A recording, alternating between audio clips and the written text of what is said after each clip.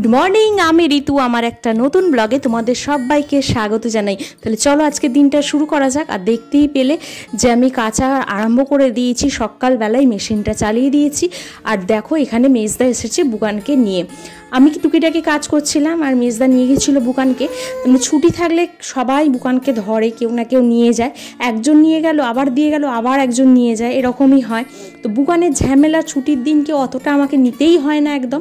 সেই জন্য আমি আরামসে নিজের মনের মতন করে কাজ করতে পারি। আর দেখো মশারিটা নিয়ে অনেকক্ষণ ধরে নাড়াঘাটা করছি।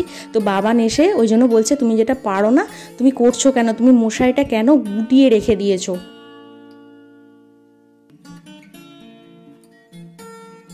বাবান এক এক সময় আমাকে এমনভাবে শাসন করে যেন মনে হয় ওর আমি মেয়ে, ও আমার মা, জানো তো। অনেক সময়তে আমি দেখেছি, আমি যেহেতু একটু ছোটোখাটো মানুষ সেই জন্য না অনেক উঁচু জায়গায় আমার হাত যায় না। তো সেই জন্য বাবানকে ডাকি যে বাবান তুই এই কাজটা আমার করে দে, বা এটা পেরে দে, বা এখানটা পরিষ্কার করে দে। তো এইগুলো বলি, তো বাবান তখন আমার ওপর হাসে যে তুমি তোমার হাত যাচ্ছে না, আমি তোমার মেয়ে হয়ে দেখো আমার হাত চলে যাচ্ছে।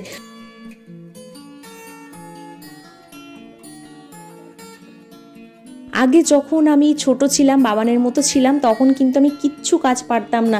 বাবান তো অনেক কাজ পারে, আমি কিচ্ছু পারতাম না, কারণ মা আমাকে কিচ্ছু করতেই দিত না, সমস্ত কিছু মাই করে দিত।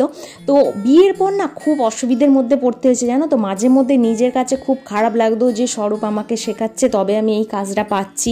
স্বরূপের তখন নিজস্ব দোকান ছিল, তো নিজের দোকান সামলে, কাজ সামলে বাড়িতে এসে টুকিটাকি কাজ স্বরূপকে করতে হতো। আমি না পারতাম না বলে ভয়ে করতাম না, আর একটা ভয় না আমার মধ্যে কাজ করতো, যেহেতু আমি স্বরূপকে চিনতাম না আর বিয়ের আগে কোনো দিন স্বরূপকে দেখিনি, বিয়ের সময়তেই স্বরূপকে দেখেছি। তো সেই জন্য না আমার ওকে বুঝতে অনেকটা সময় লেগেছে। মাঝে মধ্যে মনে হতো যে ওর সংসার, ওর জিনিস, আমি যদি সেটা নষ্ট করে ফেলি হয়তো আমাকে কিছু বলবে, আর বললে আমার সেটা খারাপ লাগবে। তো এই জিনিসটা না আমার মধ্যে সবসময় কাজ করতো, জানো তো। আস্তে আস্তে স্বরূপ সেটা বুঝিয়ে বুঝিয়ে ঠিক করেছে যে সংসারটা আমার নয়, সংসারটা তোমার। তুমি যেরকম ইচ্ছা সংসারটা চালাবে, তোমার ওপরই সব কিছুটা নির্ভর। তোমার সংসার তুমি নষ্ট করবে কি ঠিক করে রাখবে সেটা তোমার ওপরই। প্রথম প্রথম সংসারের প্রতি সত্যিকারের ভালোবাসা বলে কিছুই ছিল না, সবটাই মনে হতো যেন পর, এরা আমার কেউ আপন নয়, এরকম একটা মনের মতো চলতো। আর সংসারটা না আমি সেইভাবে ওই জন্য সামলাতে পারতাম না। কিন্তু আজকে সেই পর মানুষগুলোই এতটাই নিজের হয়ে গেছে যে কি বলবো, মানে সবটাই আমার নিজের। পর বলতে এখানে আর কিছুই নেই। সংসারের কোনো জিনিস যদি নষ্ট করে ফেলি সেটা আমারই যাবে, আর কোনো কিছু জিনিস যদি ভালো করি সেটা আমারই থাকবে। আজকে একটু চিলি চিকেন করব, তো সেই জন্য না স্বরূপ অনেকটা মাংস নিয়ে চলে এসেছে। মাংসটা কিন্তু কেটে আনেনি, আমাকে এসে বললো যে তোমার মতন করে তুমি কেটে নাও। একটু বড় পিস এনেছে বলে না সেটা টুকরো টুকরো করে কেটে নিচ্ছি। আর চিলি চিকেনের মাংস একটু ছোট হলে তবে ভালো লাগে, ভাজাটা ভালো হয়। তো দেখতেই পাচ্ছ কতটা মাংস কাটতে হবে এখন, তো অনেকটা সময় লেগে গেল মাংসটা কাটতে। তবে একটা কি সুবিধা হয়েছে বলো তো, এই ছুরিটা এত ভালো, এটা আমি অনলাইন থেকে কিনেছিলাম মাছ মাংস কাটার জন্য না, এই ছুরিটা খুব ভালো। তো দেখো এখানটা ছোট ছোট করে পিস করে আগে কেটে নিই, তারপরে বাকি কাজগুলো করব।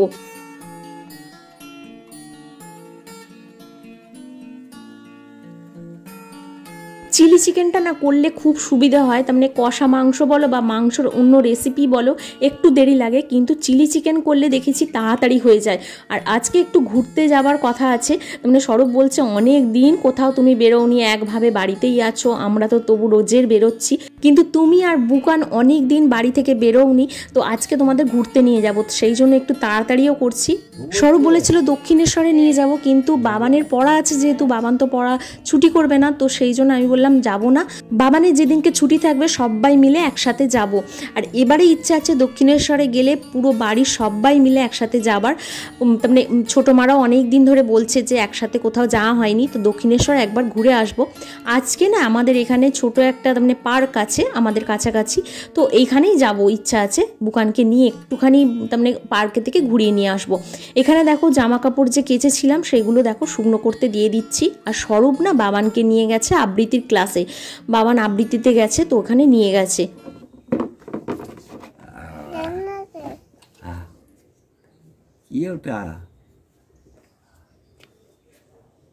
ফটো তুলবে? উঠছে, কিছু বলার থাকলে বলুন। কি বলবো? যেটা ইচ্ছা আপনার। আচ্ছা দাদা চলে এসো। ওই দিদি টুকটুকে ওই কয় রে দাদু হয়, গায়ে হাত দিতে নেই না। দাদু এসো বলছো।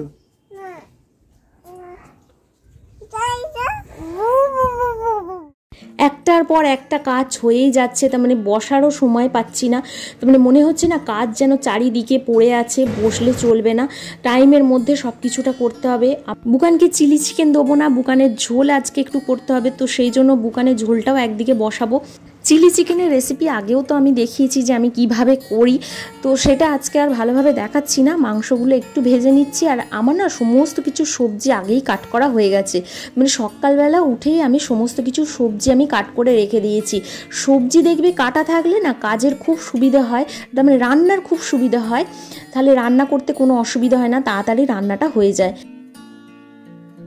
রসুনটা কড়াই দিয়ে আর বুকানের কাছে চলে গেছি, দেখো রসুনটা একটু চুঙে গেল, তো যাকে পেঁয়াজটাকে তাড়াতাড়ি দিয়ে পেঁয়াজটা একটু ভাজলে না রসুনটা ঠিক হয়ে যাবে। তার মানে পেঁয়াজের যে রসটা আছে সেটা বেরিয়ে গেলেই আর কিন্তু রসুনটা ভাজা হবে না।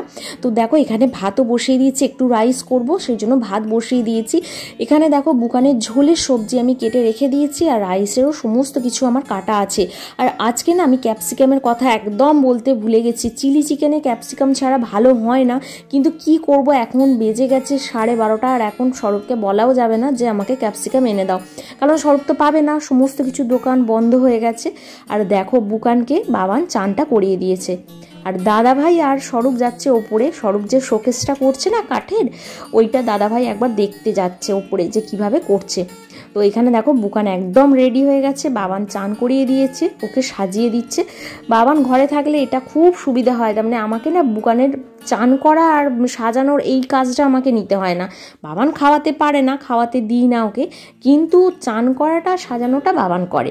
তো এখানে দেখো সবাই মিলে নাচছিল, আর আমি তখন চলে এসেছি রান্না করতে করতে, স্বরূপ লজ্জা পেয়ে গেছে, আর বাবানও দেখো নাচতে নাচতে আসছে। তো মানে ছুটির দিন গান চলে তো, আর সবাই মিলে নাচে, ওই জন্য তো গানটা তো আমি তোমাদের শোনাতে পারলাম না।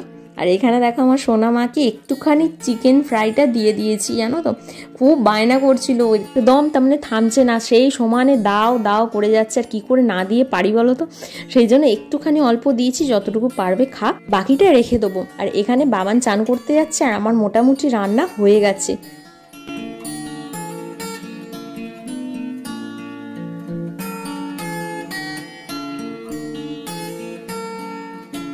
এখানে বাবা না স্বরূপ দুজনে মিলে যে আমাদের জাল আলমারিটা আছে সেটাকে নামিয়ে দিচ্ছে ওপর থেকে। জাল আলমারিটার ওপরে অনেক দিন ধরে পড়েছিল, তো আমি বললাম যে জাল আলমারিটা নিচে নামিয়ে দাও। জাল আলমারিটা আমাদের ঠিকঠাক মতো তৈরি করেনি, আর সেই জন্য না জাল আলমারিটা অনেক জায়গায় ফাঁক হয়ে আছে, জানো তো, আমি কোনো কিছু এতে রাখতে পারি না, তার মানে খাবার জিনিস কোনো কিছু এতে রাখা যায় না। তো সেই জন্য চিন্তা করেছি জাল আলমারিটা নিচে রাখা থাকলে টুকিটাকি যে জামাগুলো, যেগুলো এক্সট্রা জামা আছে সেইগুলো আমি রেখে দিতে পারবো। বাবানকে খেতে দিয়ে দিয়েছি, ও পড়তে যাবে, ওর 3টে থেকে পড়া আছে, তো সেই জন্য তাড়াতাড়ি করে ওকে আগে খেতে দিয়ে দিলাম। সমস্ত কিছু গরম, ওই জন্য ও বলছে মা একটু ঠান্ডা হোক তারপরেই খেতে পারবো, নাহলে তুমি আমাকে খাইয়ে দাও, কিন্তু আমার একদম সময় নেই এখন খাইয়ে দেওয়ার মতো। আর দেখো এখানে বাবান খেতে আরম্ভ করে দিয়েছে, আস্তে আস্তে খেতে বলেছে, ও আস্তে আস্তে খাক। আর এইসব জিনিস খেতে তো বাবান খুব ভালোবাসে, তো এইসব জিনিস বলতেও হয় না, ও আস্তে আস্তে ঠিক খেয়ে নেবে। আর দেখো আমাদের খাওয়াও হয়ে গেছে, আমরা চলে এসেছি, খেয়ে দিয়ে একদম রেস্ট নিয়ে নিই, জামা কাপড় পরে সাজুগুজু করে চলে এসেছি পার্কে। মানে একটু তাড়াতাড়ি এসেছি যেহেতু ঠান্ডা, তো সেই জন্য তাড়াতাড়ি চলে এসেছি, তাড়াতাড়ি বাড়িও ফিরতে হবে।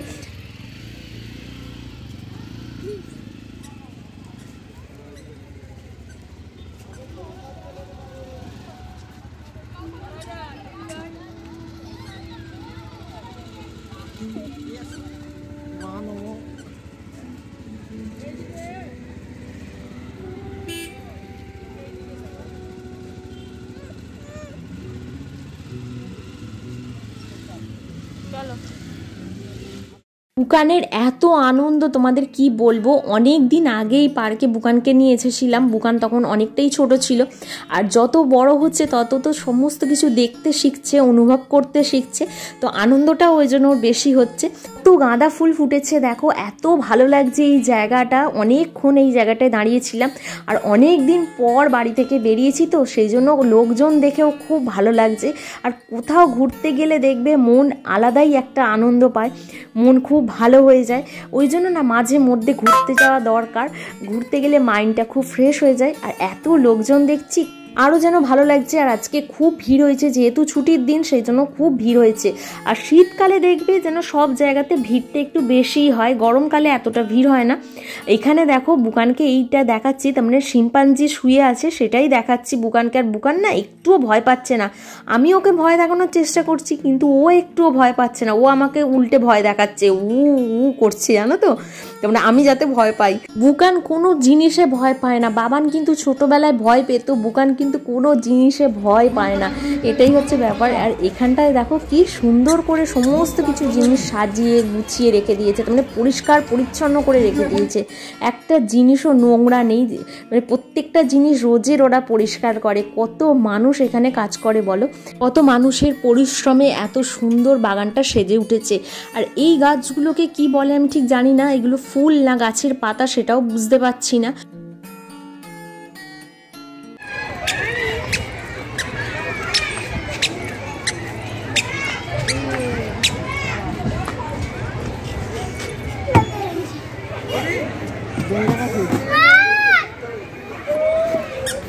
ধরো ধরো ধরো ধরো ধরো ধরো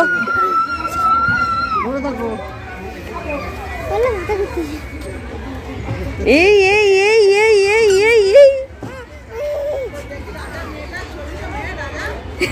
এই কে ঘুরছে?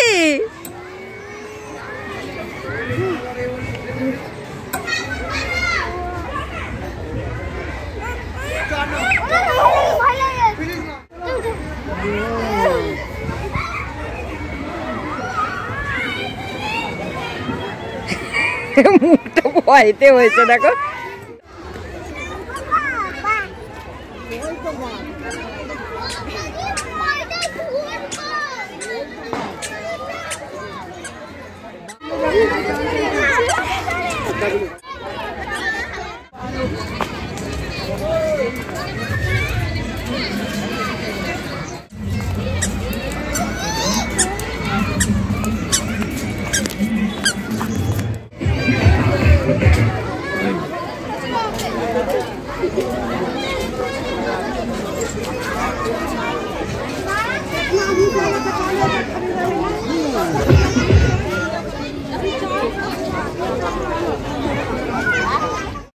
পার্কটাতে অনেকক্ষণ ছিলাম, বুকান অনেকক্ষণ খেলা করেছে, ওর পায়ের যন্ত্রণা হচ্ছে বুঝতেই পারছি, আর দাঁড়াতে চাইছে না। একটু অন্ধকারও করে এসেছে, ঘড়ি দেখারও সময় নেই, কটা বাজে সেটা দেখারও সময় নেই। আর এখানে দেখো পাশেই একটা মন্দির আছে, রাধাকৃষ্ণের মন্দির, সেই মন্দিরেই একবার প্রভুর দর্শন করে তারপরে বাড়ি যাব। যখন এই পার্কে আসি প্রভুর দর্শন করে তারপরেই যাই। এখন সন্ধ্যা আরতি আরম্ভ হয়ে গেছে, শুনতে পাচ্ছি। এত সুন্দর মায়াপুরের মতো এখানে প্রভুর নাম গান হয় না, তোমাদের কি বলবো, মানে যেতে ইচ্ছা করবে না। একবার যদি ওখানে গিয়ে দাঁড়াই না, নাম গান শুনতে শুনতে আর মনে হবে না যে বাড়ি যাই।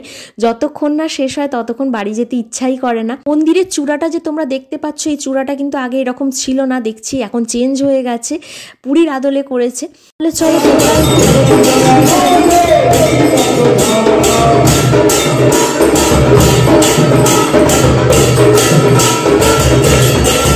তাহলে চলো আজকের ভিডিওটা এ পর্যন্তই।